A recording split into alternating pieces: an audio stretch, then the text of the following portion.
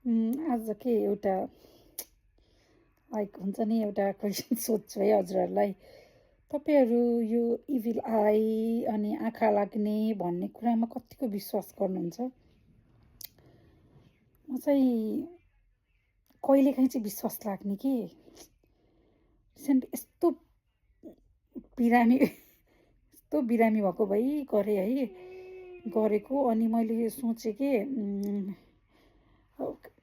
के गर्दै थिएँ भने क्लिनिङ गर्दै थिएँ यहाँ, च्याट्टा हात काट्यो है। अनि सोच्दै थिएँ ती धेरै पोस्ट गर्छु टिकटकमा है, अनि लाइक आफ्नो लाइफको अब खाएको पनि यसो गरेको उसो गरेको सबै कुरा राखिन्छ नि त पब्लिकली।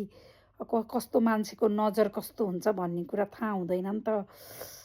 कसैले राम्रो सोचेर हेरेको हुन्छ भने कसैले काम नपाइकी 24 घन्टा टिकटक राख्छे भनेर पनि भन्छन् होला, अनि पनि गर्छन् होला।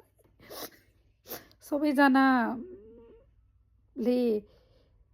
पोजिटिभली लिन्छन् भन्ने पनि हुँदैन र सबैजनाले नेगेटिभली लिन्छन् भन्ने पनि हुँदैन। बट समटाइम्स लाइक तेरी सबै सोसल मिडियाहरू सब बन्द सन्द गरेर एकदम प्राइभेट भएर बसौँ कि जस्तो पनि लाग्छ। अनि कसको के खाइदिएको छ र हो।